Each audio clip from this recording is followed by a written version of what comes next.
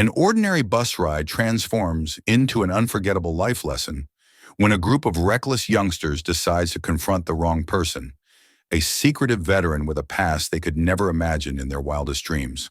The bus came to a hushed stop at the intersection of Maple Street and Franklin Avenue, its doors opening with a metallic groan. A stream of exhausted passengers began to climb aboard after another endless day, their faces reflecting the weight of their daily routines. Among them, an elderly, dark-skinned man advanced with firm but slow steps, exuding a silent dignity that spoke of years of experience. In his hand, he carried a wooden cane, its surface worn smooth by years of use, and a small bag filled with essential provisions. Moving toward the back of the bus with a leisurely but purposeful gait, he carefully placed his cane against his knee and turned away from the window. The warm evening light fell across his face, enhancing the deep lines that told stories of hardship and hard-won wisdom.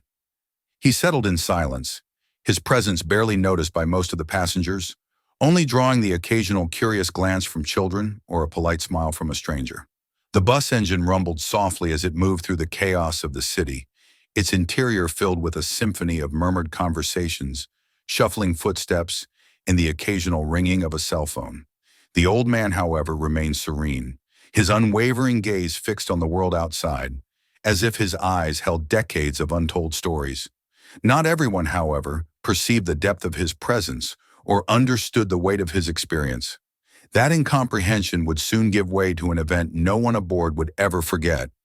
When the bus stopped at the next intersection, just in front of L High School, the atmosphere shifted abruptly. A group of teenagers, 4 in total, climbed in with quick steps and carefree attitudes. Their loud laughter pierced the quiet hum of the bus, charged with a confidence that bordered on insolence. Each carried a backpack slung casually over their shoulders, their presence a jarring interruption, like lightning breaking the calm. They stood near the front, their eyes scanning the seats with a mix of curiosity and defiance, as though searching for entertainment. One of them, a tall young man with a black cap turned backward, gave his companion a light shove and pointed discreetly toward the rear of the bus. "Look at that one over there," he muttered with a crooked smile. A crooked grin spread across the boy's face, although his tone was loud enough to catch the attention of nearby passengers. Smirks became contagious among his friends as they walked slowly down the aisle, their laughter filling the air with an unmistakable edge of insolence. The other passengers began to shift uncomfortably in their seats. Some averted their gaze toward the old man, while others pretended not to notice. The young men stopped just in front of the elderly man, their postures reflecting a mixture of sass and defiance. "What's up, old man?" said the boy in the cap, leaning over the seat in front of the man. "Did you escape from a museum or something?" The old man remained silent, his gaze fixed on the window. His hands rested firmly on the cane, as if it were an anchor in the midst of a storm. His stillness, far from dissuading them, seemed to fuel the audacity of the youngsters. One of them, a shorter boy in a gray hooded sweatshirt, decided to intervene. "That stick, is it for walking or keeping you from falling apart?" he mumbled, bursting into laughter. His friends quickly echoed the amusement, their voices rising in unison. Uncomfortable glances were exchanged among the other passengers. A woman in the front hugged her purse closer, while a man in a suit nervously adjusted his tie, his focus glued to his phone as if it were his lifeline. The entire bus seemed to have reached an unspoken agreement. Silence was the safest choice. But the young men weren't satisfied. They stepped closer, their taunts growing louder and more hurtful. "I'm sure he's got some money in that bag," said one of them, a boy with closely cropped hair. "What do you have in there, Grandpa?" "Leftovers from yesterday." As their laughter peaked, the old man made his first move. He lifted his head slightly. Though his face maintained the same calm, expressionless demeanor, something in his presence shifted, almost imperceptibly. For an instant, the air in the bus seemed to freeze. The hesitation, however, lasted only a moment. Emboldened by the old man's silence, the boy with the cap leaned even closer, a smirk spreading across his face. "Come on, old man. Cat got your tongue," he said, giving the cane a little tap with the toe of his shoe. Their laughter echoed inside the bus, bouncing like an irritating vibration that invaded every corner. Meanwhile, the old man kept his firm grip on the cane, his gaze steady and unperturbed. Then, for the first time, he raised his eyes toward the young man who had spoken. There was no trace of anger in his expression, nor fear, only a penetrating calm that seemed to cut through the air. The other passengers, though attempting to avoid involvement, couldn't help casting furtive glances. A young woman clutched her purse so tightly that her knuckles turned white, while a middle-aged man coughed nervously but said nothing. It seemed as though no one had the will to intervene, trapped by a mix of fear and curiosity. The boy in the gray sweatshirt showed no signs of stopping. He leaned closer to the old man, his smile laden with mockery. "What's wrong? Don't you understand the language, old man?" he sneered, drawing another wave of laughter from his friends. The old man, still silent, adjusted his posture with deliberate calmness. His cane pressed firmly against the ground, a barely perceptible movement, but one that carried an air of intention, as though it were the prelude to something significant. One of the boys, the youngest, cast an uneasy glance at his companions. "Hey, maybe we should stop now," he muttered hesitantly, but his words went ignored. "Got a problem, old man?" the boy in the cap asked, his voice tinged with mock irritation. "We're just looking for a little fun. Relax." It was then that the old man broke his silence. His voice, low but firm, cut through the bus with a clarity that surprised everyone. "Do you always find fun in disturbing others?" The vehicle fell strangely silent. Even the boys, so bold just moments ago, were caught off guard by the question. It wasn't delivered with anger or sarcasm, but with a calm that demanded attention. "And what's it to you?" The boy in the sweatshirt tried to regain control of the situation. The old man bowed his head slightly, his unwavering gaze never faltering. "Because I've met young men like you before," he said in a calm and measured tone. "Another time, another place. They didn't laugh so much when they faced true fear." The atmosphere grew dense, the laughter replaced by palpable discomfort. The teenagers exchanged uncertain glances, their arrogance beginning to crumble. However, just when it seemed the situation might take a different turn, the boy in the cap let out a derisive laugh, mockingly rejecting the idea of backing down. "What are you going to do? Scare us with that?" the boy exclaimed, raising his voice as if trying to regain his confidence. His challenge hung in the air, daring the old man to react. The bus groaned as it rounded a sharp curve, and the boy in the sweatshirt grabbed a nearby handrail to steady himself. The old man remained still, his cane planted firmly on the ground. Slowly, he raised his head to look directly at the boys. "Do you think this cane is what keeps me on my feet?" he asked, his calm tone concealing a deeper message. "This cane is just that, a cane. What truly keeps me standing is something much stronger."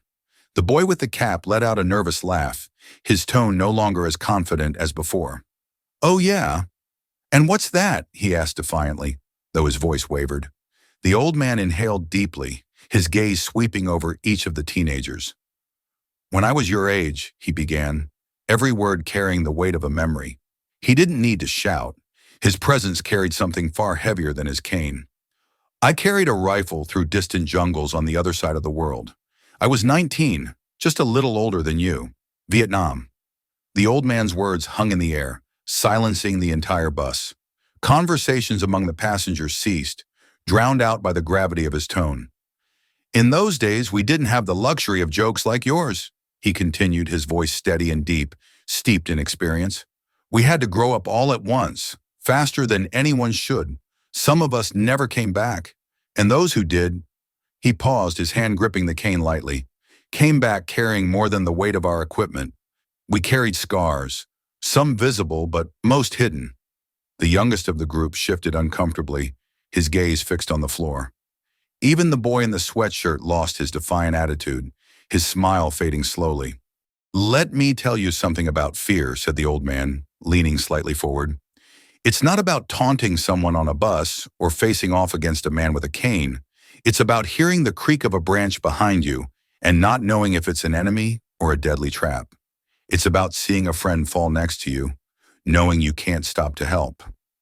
There was a slight hesitation in his voice, but he regained his composure. "And you know what else I had with me?"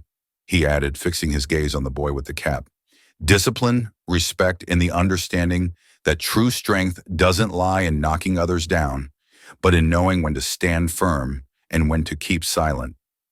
The motionless passengers absorbed his words, some passing a hand over their eyes, others looking out the window, pretending they weren't listening. The atmosphere grew even denser, the air charged with a palpable tension. The boy in the sweatshirt muttered, his voice low and full of regret. "We didn't mean anything by it, sir," he said, his tone almost inaudible but heavy with remorse. His stooped posture spoke louder than his words. The old man nodded slightly, his attitude softening without the need for words. "I know," he said calmly, "but words have weight, boys, and you never know what someone might be carrying." Before the teenagers could respond, the bus began slowing to another stop. The old man leaned back in his seat, letting his cane rest gently on his knee. The silence that followed wasn't empty. It was filled with deep reflection, a stillness that lingered long after the moment had passed. The bus doors opened with a sigh, but no one moved to get off. The teenagers remained in the aisle, their earlier bravado replaced by visible discomfort. Passengers who had been silent witnesses began to look at the old man with expressions ranging from admiration to guilt. The boy in the cap, who had led the jeers, looked down at his sneakers, shifting uncomfortably. His once confident air now felt like a distant memory. "Look, we were only joking," he said, his tone lower than before, almost embarrassed. His gaze avoided the old man, aware of the weight those words carried. The old man didn't look away. His posture remained erect, but his expression softened, reflecting silent understanding. However, his voice remained steady, like a rock in the middle of a storm. "Joking can get you into trouble," he said softly, his words barely above a whisper, yet resonating in the dense air. "Sometimes it's trouble you can't get out of. I've seen it too many times." The boy in the sweatshirt, visibly affected, tried to find a way to reconnect with the old man. "You lost people out there?" he asked hesitantly. The old man nodded slowly, his gaze fixed on a distant point, as if memories were taking him far from the bus. "More than I'd like to count. Good men, brave men, and not just in the war," he said, pausing as if weighing his next words. "Some came back, but they couldn't leave the fight behind. You'd be surprised how fragile strength can be when it's tested in the wrong way." The words hung in the air, heavy and full of meaning. Even the quietest boy in the group, who had hardly spoken, found the courage to murmur, "We didn't mean to be disrespectful." The old man made a slight gesture with his head, his features softening further. "Respect isn't measured only by what you say," he said in a calm tone. "It's reflected in your actions. Never forget that." The bus fell into a palpable silence, as if time itself had stopped. Everyone watched the scene, the weight of the moment pressing upon them all. It was then that a woman, who had been silent until that moment, broke the silence with a firm but warm voice. "You should feel lucky," she said serenely. "You've just learned a lesson that few ever have the opportunity to." The woman's words seemed to break the spell that had gripped the bus. The teens looked around, catching the approving glances of the other passengers. They silently approached the old man, mumbling apologies as they passed by him. When the bus stopped at the next stop, the group disembarked, leaving behind their arrogance and laughter. As the doors closed, the old man leaned back in his seat, his eyes fixed on the scenery outside the window. The atmosphere on the bus was no longer tense or uncomfortable, but charged with an almost reverent reflection. Passengers began to talk among themselves, sharing stories about family members who had served in the war, or simply expressing their admiration for the man who had handled the situation with such serenity. But as conversations filled the air, the old man remained unchanged, like a rock, serene and firm, sustained by the fortitude that had enabled him to overcome far more than this simple confrontation. As the bus approached its destination, the atmosphere had completely transformed. Where before there was discomfort and aloofness, there was now an air of collective reflection. Passengers no longer saw the old man as just another person, but as a silent source of wisdom and strength. Finally, a young woman seated across from him broke the silence. "Thank you," she said softly, "for everything you've done, for everything you've lived through." Her tone carried a deep gratitude, reflecting the emotions of those who did not dare to speak. The old man nodded slightly, his face kind yet reserved. "I did what I had to do," he replied calmly. "That's all anyone can do. The important thing is what you do now, with the life you have and the opportunities you're given."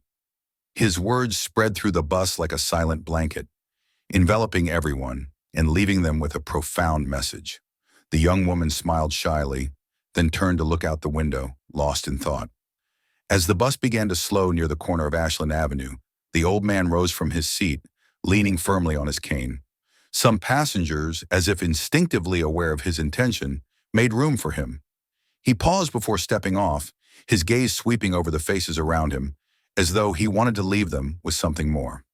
"Be kind to one another," he said in a voice that carried calm authority. "You never know the battle someone is fighting." With that, the old man stepped down onto the platform. The bus doors closed softly behind him. The passengers remained silent, still processing the words they had just heard. The engine roared to life, and the bus resumed its journey. But something had changed in the air, something intangible yet present. For the rest of the trip, the passengers carried not just their belongings, but also a profound lesson about the strength found in humility and the importance of respecting others. Maybe, just maybe, the teenagers walking home from the bus stop would carry that lesson with them too, letting it influence how they face the world from that moment on. This story is a reminder of the power of quiet dignity and the true meaning of respect in a world where its value is often forgotten. If this message touched something in you, share it. Together, let's make the effort to build a world where kindness and understanding are the norm, not the exception.